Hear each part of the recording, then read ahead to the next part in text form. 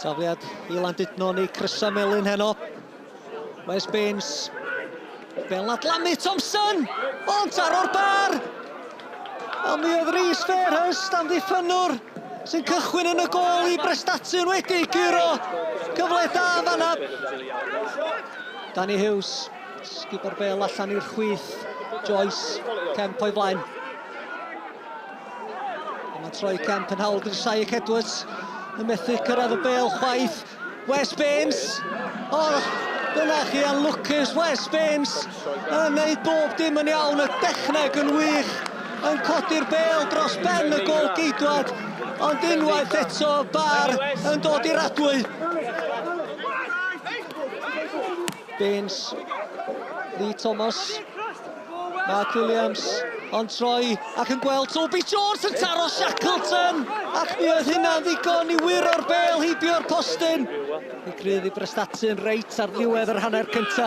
Rutter, mae Rutter di gollwng hi. Mae'r i roi Prestatyn ar y blaen. Dyna chi dacl gan James Joyce.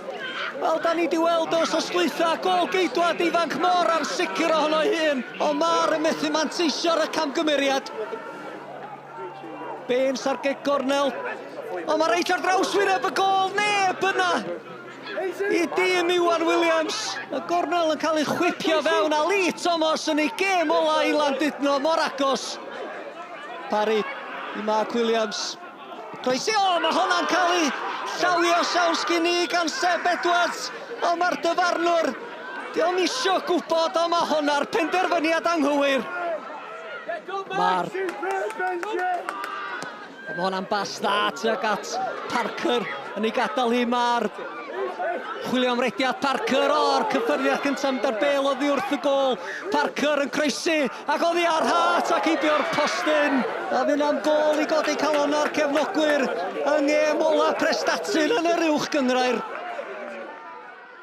Fedrai'n ffaultio'r efforts maen nhw wedi rhoi i fewn. Maen nhw wedi gweithio'n galad eto hyn yma i fel bod ti'n gêm ola'r tymor a lot o newidiadau'n dod ag ati. Felly na pob parch i'r ogia ac mae yna ha mawr o'n blaen ni wan.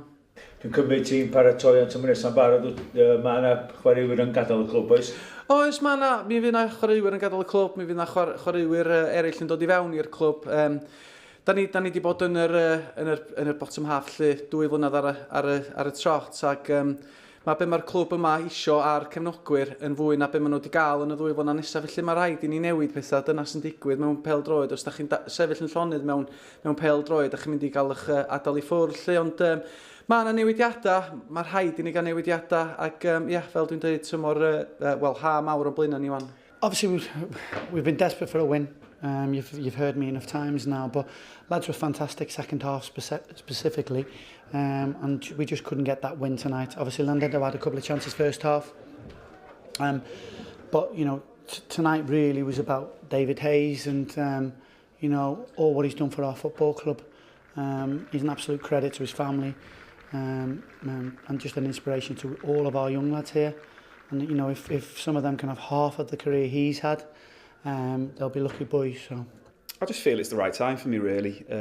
I have had a good enough long career and I've achieved quite a few things that many people might dream of, you know, playing in Europe and stuff like that. So I think it's time for the young lads to take over now. I've got to ask you, what are the highlights? You won the Welsh Cup and played in Europe, but what was the actual highlight? I mean, there's 2 that stand out for me. One was actually lifting the cup. I mean, that emotion was fantastic, you know, and to do it with some of your best friends as well. You know, playing local football is unbelievable. And the second one, I'd have to say, there was a small group of us in Latvia. You know, had a little huddle at the end when we got through that Europa League qualifier. So it was a massive, massive achievement.